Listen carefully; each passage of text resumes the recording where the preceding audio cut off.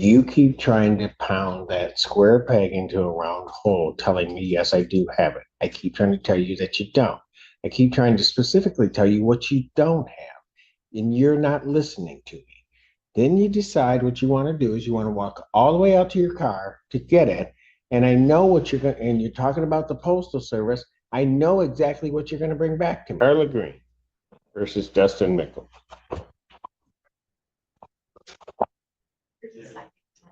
And Antoinette. Yep. All right. You guys are on the wrong side, but don't worry about it. All right. Your name? And Dustin. And my wife Antoinette. Okay. She can introduce herself. I don't know why. Got it. All right. Sorry. Okay. All right. Where are you folks on this case?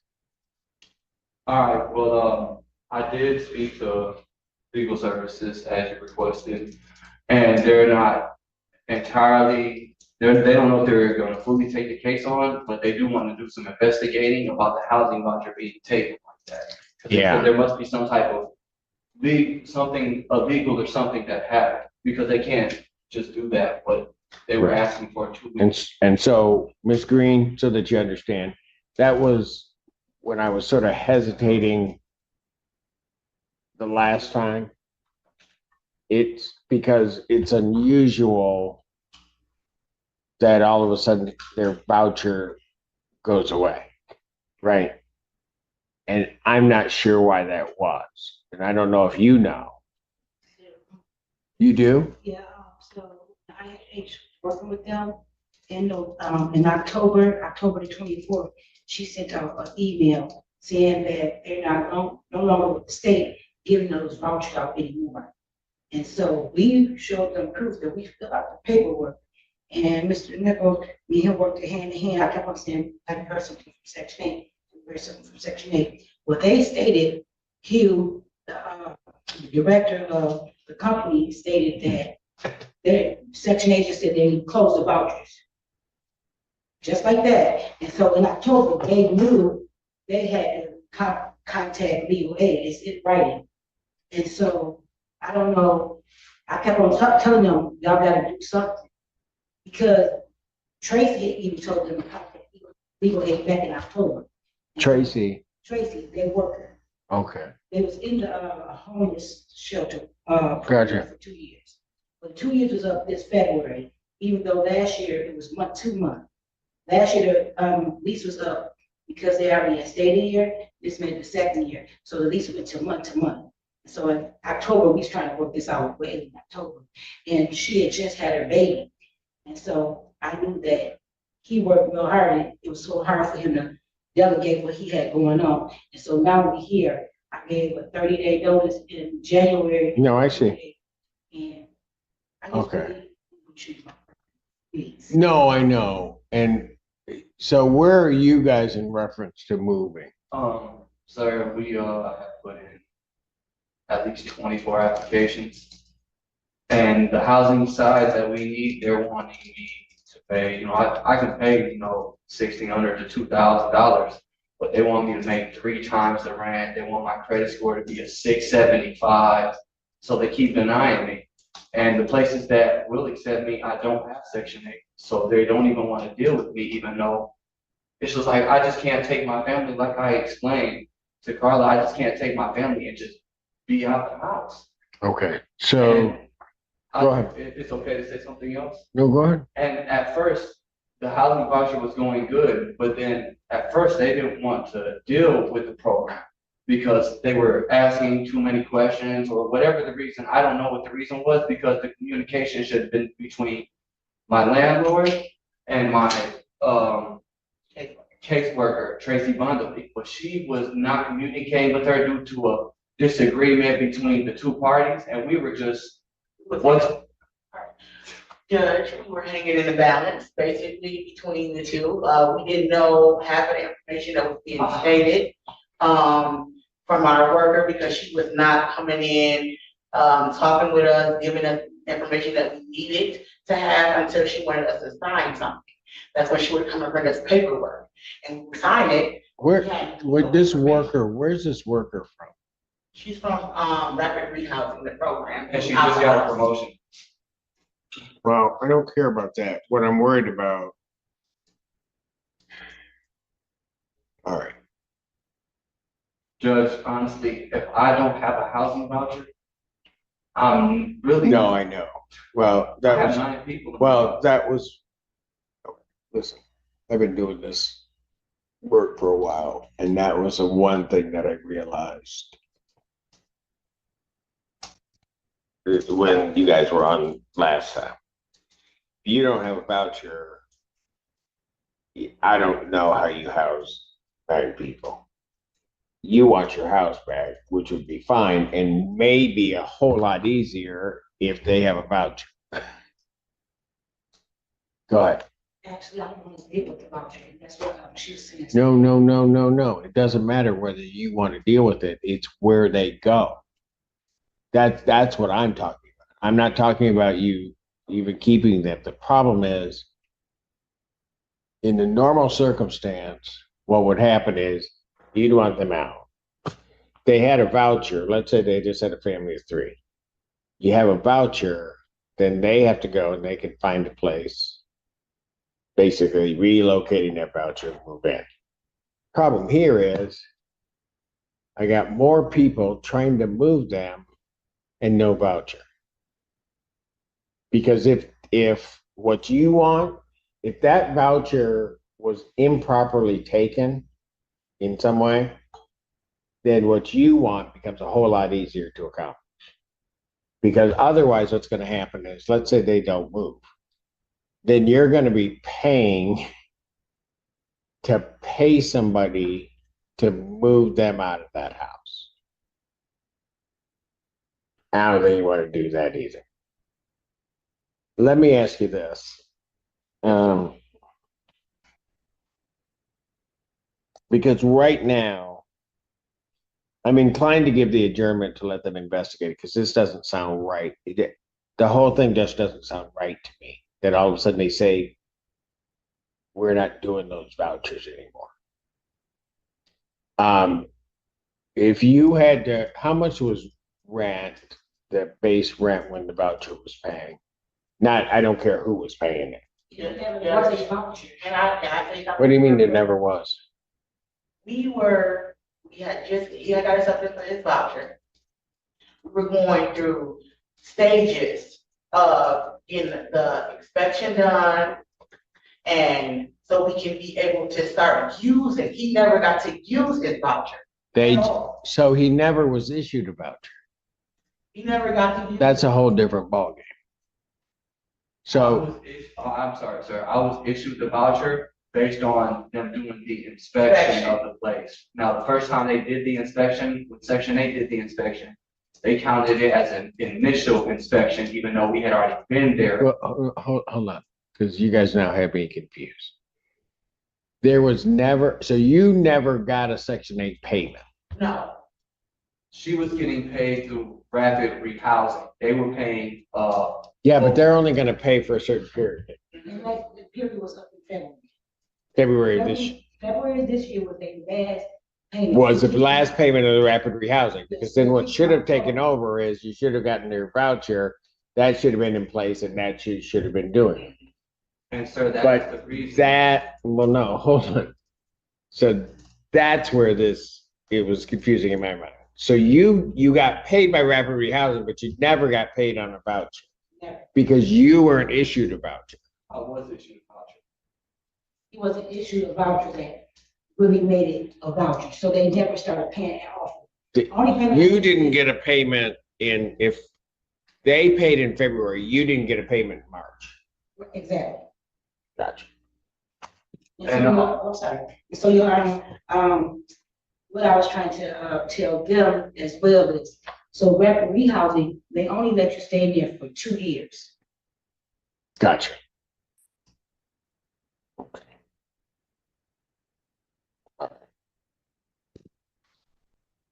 And there's no lease at this point. And the reason there was no lease because Section 8 The only reason we were given this house, due to the amount that we had to pay to move in and due to the high, they usually don't pay this much when it comes to rent, but they did because Okay, the voucher was gonna take over. right. That's But- why there was no fees after Okay, last but- year. Hold on a moment. So the problem is so what I said before, what makes it easier for the landlord is if you have a voucher. It also makes it easier for you in terms of moving. That's fine if you had a voucher and somebody may have taken it and done something with it, because then they could potentially be reinstated, you could move, they get their house, everything's fine. Problem here is, what I'm hearing is there actually was never a voucher.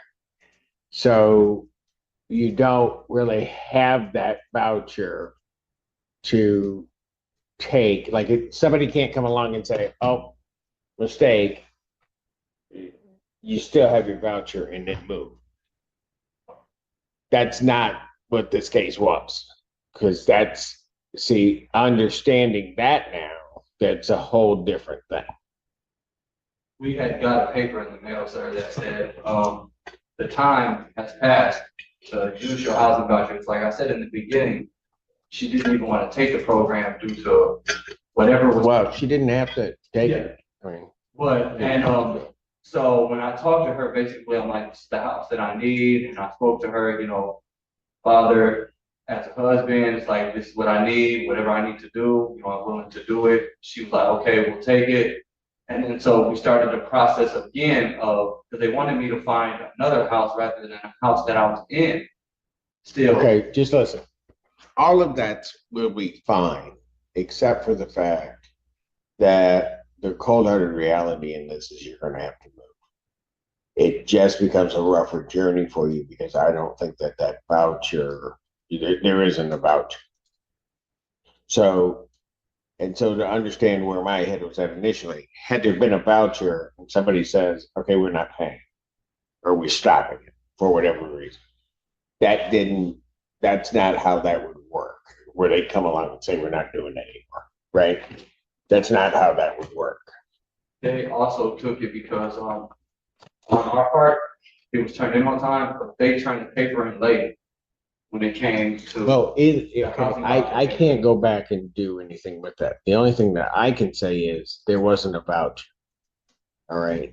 Had they been paid, but they were being paid through a different program. They weren't being paid on the voucher. Had they been paid on the voucher, then I would say, okay, I'm adjourning this out because we got to find out what happened to that thing. And it's going to make it easier on everybody. Right now, this is a circumstance where I don't know that the adjournment is going to do anything because I don't think anybody's going to issue a voucher in 2 weeks. I just want to give them time to investigate. That's all. Well, but the investigation isn't going to.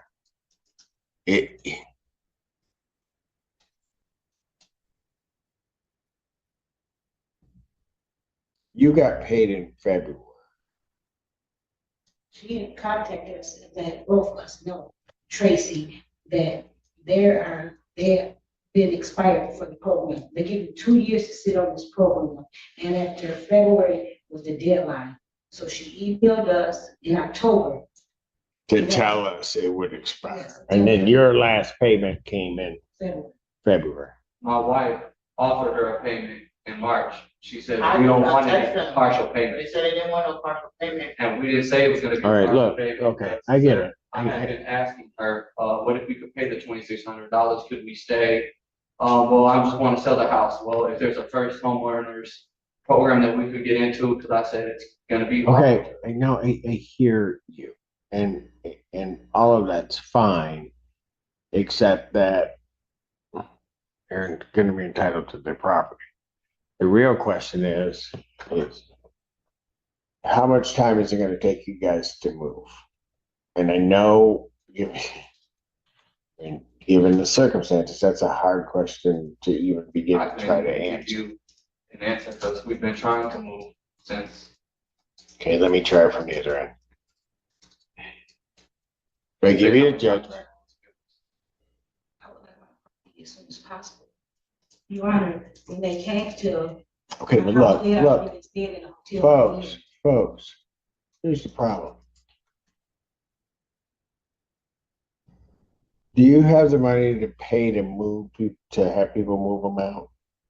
Because that's what has to happen. It's gonna cost me less to have them moved out versus me going, wait months and months. This is costing me, I'm falling deeper and deeper. You guys are not- This was my property. I did proper things to get it back. Did I do the right thing to get my property back? Did I follow the right channels? But did you say you were gonna understand, because you've been in this position before? Did you just say that to my house, to me and my wife, and I talk to never my been in- kids? Yes, This you is my did. first time renting this house out. This is my last. But, time. No, she's but talking about the being Folks, homeless folks, part. folks, as soon as I. you guys can go back and forth, and it doesn't matter. I understand. It really doesn't matter. Okay. All right. The cold hard reality is I don't think you understand how much it would cost to empty a house because all of that stuff would be out there. I understand that you're going out of the world backwards. I also understand that if you don't get all of that property out of the house, then that's going to be a problem on you. Okay?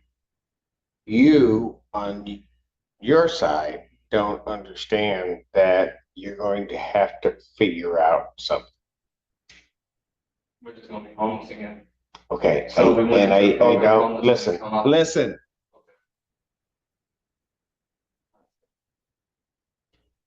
There is not a good answer to any of this. For either side, because you don't want to keep going into the hole financially, right? You got to find a place to put your family. But there isn't an issue for me to should try in the case. The issue is going to be how much time to try to give to not cause more of a burden on the landlord to do what they have to do, and at the same time give you guys an ample opportunity to do what you got to do. Be able to get out. Understand.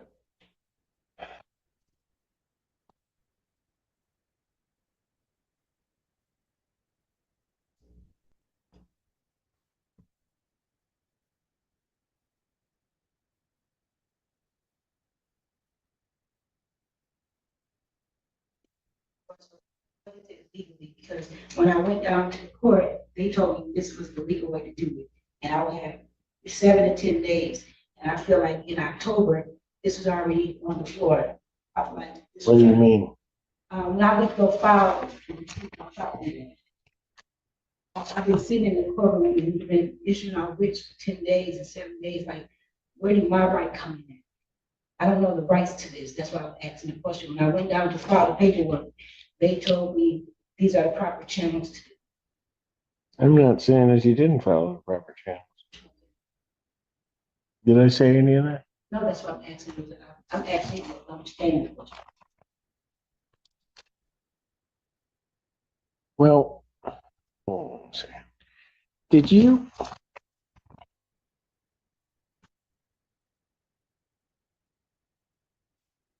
Was there a lease? Was there a lease? Yeah, when we first moved in, No. was February 18th, 2024. Sorry. 23, And so when did it expire? February 2024. But it says 2025 on the paper. That's because I never did this before. They told me to put that date at the courthouse. Who told you to put that date at the courthouse? Courthouse on Michigan Ave. And I filled out the paperwork. So it's been month to month since last year, February 24th. It's Okay, so first of all, where's the other notice to quit? I got some more. Would you like the rest of them? Well, no, because here's the problem. You keep trying to say that you did everything proper, but now that I'm looking at this, I don't have the notice to quit and how it was served on. Excuse me? The notice to quit to recover property, the very first document, I don't have the one that has the proof of service. Well, I turned that back into the court along with this receipt. Ma'am? Saying that, Ma'am, I'm looking at the court copy. I'm looking at what you turned into the court. What I'm telling you is I do not have it. When was the notice to quit served? Yes, proof of service, January 28th.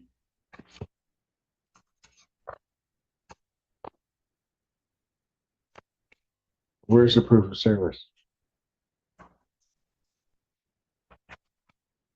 What do you mean January 28th? This isn't the proof of service. This copy that you gave me, right back, that copy doesn't have the proof of service on it either. When you say proof of service, the proof that the papers were filed or the proof that the papers was given to them? The proof that you served the notice to quit to recover possession of property. Yes, yes, they told me to bring back the receipt after the served. This is the, Let me see what she's holding up there. this the filing paper. I don't know what you're holding up. No, that's a receipt. There's a notice.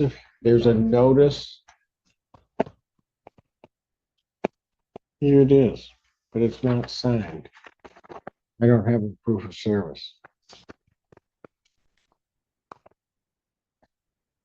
So I took it in. We go. Ma'am? Ma'am, I had to prove that it was mailed by the server, by the US Postal Service. That's what you're talking about, the served paper. I had that in the car, it's in my purse. what was served? The Okay, I'm showing, so the record's clear, the notice to quit to recover possession of the property. It has a move-out date of February 28, 2025. It says on here that you certify this is filled out on the 14th of January, that you served this on Dustin Mickles. Doesn't say you served it on the other party, so I don't know what that's going to do. And you say you served it by first-class mail addressed to that person. Problem is, because I don't, what rest of what paperwork? the rest of the paperwork where I did, went on to the courthouse and they put, I had to show them the receipt of the postal service that I had. This would, yeah, ma'am, I don't know what you're talking What I'm talking about is the papers were served. The papers even get a contact. After I served the papers, I had to go take the courthouse a proof of service with the postal receipt and everything. about. I don't know why you would have to take a proof of service on this. To make sure that it gets served. That's with the, that's gonna be a different other They have to have filing. Jamie Moore deliver it or have the postal service deliver it, for make sure they got it. That's why they're here today in court, because they got the notice. So I don't understand what's wrong at this point. They got the notice, that's why we're here. I have to have a proof of service that they had adequate notice. I see that document, but I don't have a proof of service regarding the notice. Can I go get it right in person? What's it gonna tell me? It's gonna take the proof of services that you said you need For what document? for the court document paper that we filled out, sir. Okay, you That's filled why we're out, here. you, If it wasn't filled out correctly, why are we here? because everybody would have sent notice out. You have no idea what I'm talking about. The notice to quit, you have shown me a copy of the notice to quit. Pull out your copy of the paperwork. Can I go get it from the car? Pull out your copy of the paperwork that you just showed. What I'm telling you is this paper. You know what? Go out to your car. You just don't listen, and you're gonna go all the way out there. You're gonna come back, and I'm gonna tell you it's not what I'm looking for. But you go ahead, hardhead. You go ahead and do it. You guys have a seat. Court's gonna stand in recess. Recall the case of Green versus Mickles. Parties are present. Ma'am, hand my bailiff what you want to show me.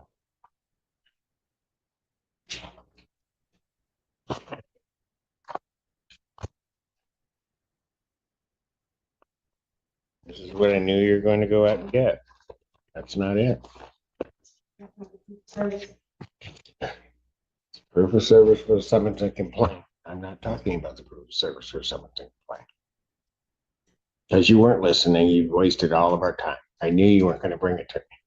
The notice is defective. Or you have a document someplace that you did not file with the court. One of the two. In your other paperwork, I see it, but it is not filled out. It doesn't tell me what I would need to tell anyone. The copy that I have in the court file also does not show when the notice to quit was served. Here, she said it looks like everything is ready to go. And she said I don't know what lawyer you're talking about. the lawyer that I ran down, she left out the courtroom. I said, I really want property. I just want to make sure you know that she looked at the paperwork. She said, I should have over 10 days. If not, contact me. Because this is new to me too. And it's unfair that I have to go through this. Ma'am, please don't talk about unfairness. Really, don't talk about unfairness. I've tried for the last half hour to try to tell you what I don't have. You keep trying to pound that square peg into a round hole, telling me, yes, I do have it. I keep trying to tell you that you don't. I keep trying to specifically tell you what you don't have, and you're not listening to me. Then you decide what you want to do is you want to walk all the way out to your car to get it. And I know what you're going to, and you're talking about the postal service. I know exactly what you're going to bring back to me, but you keep saying you want to go out there. So I'm going to let you go out there. You walked all the way out there. They sat here and waited. I went back, waited for you to come back. I knew exactly what you were going to show me. And it's not what I'm talking about. So if you want to talk about being unfair, it's that you don't want to listen. You want to try to make something out of something that's not.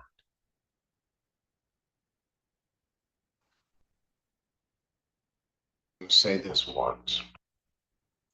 If I don't have the proper proof of service on the notice to quit, that is an improper notice to quit. This is a court of statutory, well, these cases are statutory. For me to obtain subject matter jurisdiction over the case, I have to have a proper notice to quit. As of this moment, I do not have a proper notice to quit. I think that maybe there is a possibility the defect in the notice to quit can be corrected. I don't know that for sure. I somehow doubt it because you've shown me the blank one and it wasn't filled out properly and not submitted to the court. And so if I don't have a proper notice to quit, the only thing that I can do, since I have not acquired subject matter jurisdiction over the case, would be to dismiss your case. In fairness to you, or to try to be fair to you, if you'll listen, I will give you an opportunity to correct that. If it is not corrected when we get back here on the adjourn day, I will be dismissing the case so that nobody is surprised. If it is corrected, then I will be proceeding with the case. So I'm going to adjourn the matter to April 18, 2025, 1 p.m., giving you one opportunity to correct the defects in your pleadings. That is all I've got to say. Everybody have a wonderful weekend. Thank you. Thank you.